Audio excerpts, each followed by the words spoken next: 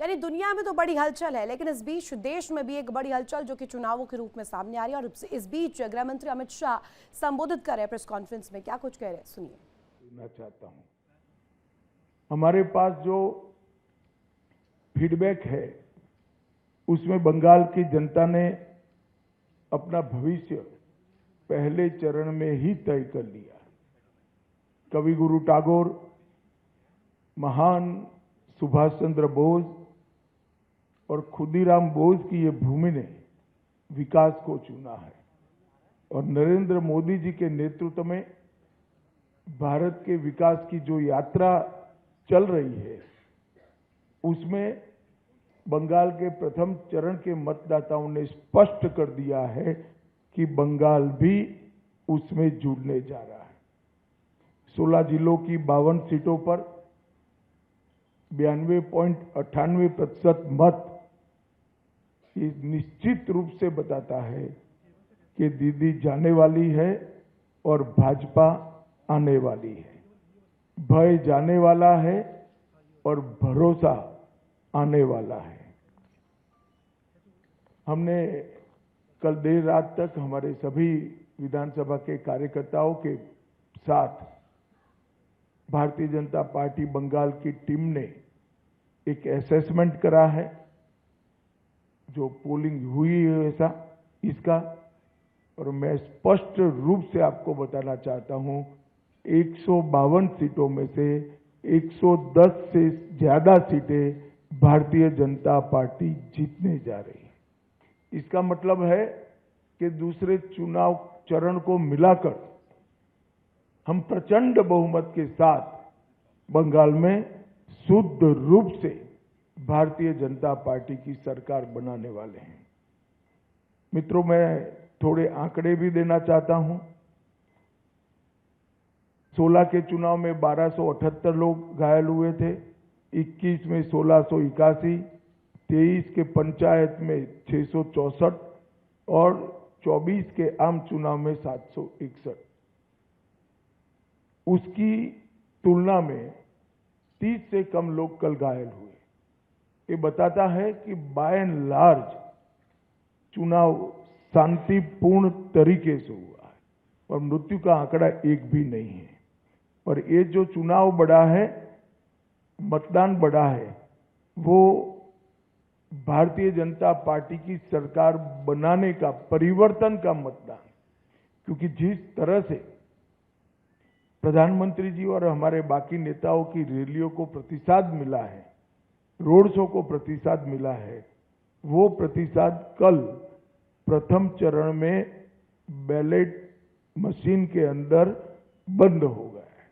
एक बहुत बड़ी आशंका यहां व्यक्त की जाती थी कि जन समर्थन तो है मगर पोलिंग स्टेशन पर पहुंचेगा क्या।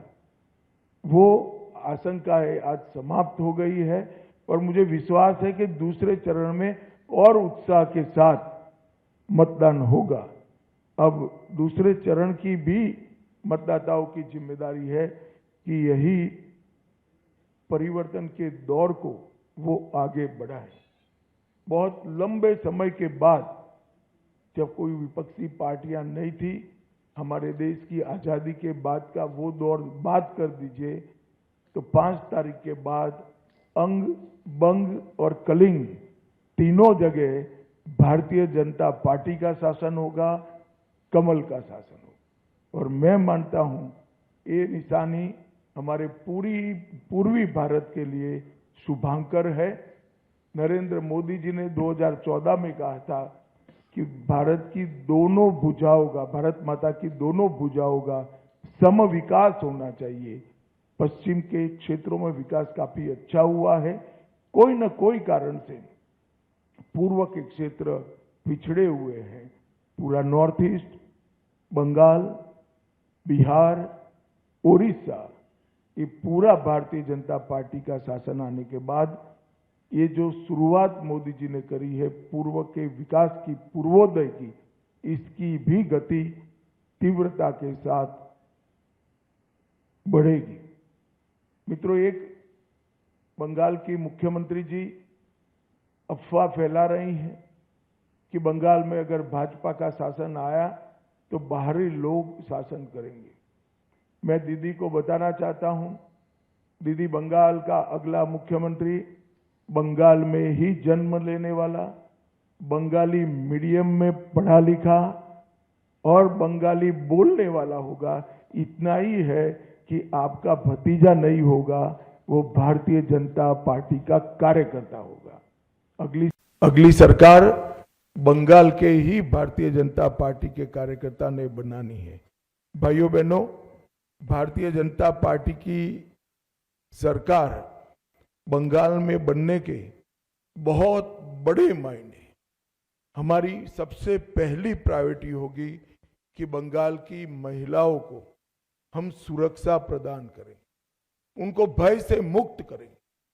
जिस राज्य की महिला मुख्यमंत्री ये कहती हो कि 7 बजे के बाद महिलाओं को घर से निकलने की जरूरत क्या है, मैं मानता हूं उनको शासन करने का कोई अधिकार नहीं।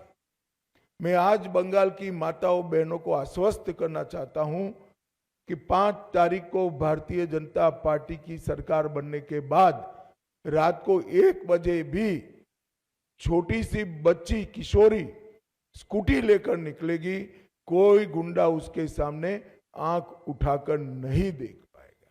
और ये प्रतीकात्मक रूप से हमने आरजी कर की। तो केंद्रीय गृह मंत्री को आप सुन रहे थे, जिन्होंने स्पष्ट रूप में कहा कि इस दफा जो चुनाव हो रहे हैं बंगाल में और एक नजीर पेश कर रहे हैं। पहले चरण में भारी मतदान हुआ है, ये इस बात का प्रमाण है कि बंगाल में बड़े बदलाव की ओर जनता आगे अग्रसर हुई है और सारे रिकॉर्ड इस दफा टूटने वाले हैं। बंगाल में परिवर्तन के बयार है और सीधे 152 में से, यानी कि पहले फेज में जितनी सीटों पर चुनाव को लेकर वोटिंग हुई, उन सीटों में 110 सीटें बीजेपी जीत रही है। अंदेशा यही, और क्योंकि अभी इस दौर पर ममता बनर्जी को लेकर के उन्होंने कई तंज भी यहां पर कसे। दीदी जाने वाली है और बीजेपी आने वाली है, भय जाने वाला है और भरोसा इस दफा जीतेगा। इन तमाम जिक्रों को यहां पर केंद्रीय गृह मंत्री रखते हुए नजर आए हैं। स्पष्ट रूप में बंगाल की राजनीति में इस वक्त दिलचस्प मोड़ नजर आ रहा है। देखिए इंडिया डेली 24/7 अब आपके स्मार्ट टीवी पर। इंडिया डेली मौजूद है सभी डिजिटल प्लेटफॉर्म पर लाइव और लगातार। इंडिया डेली 24/7 हर दिन राष्ट्र को समर्पित।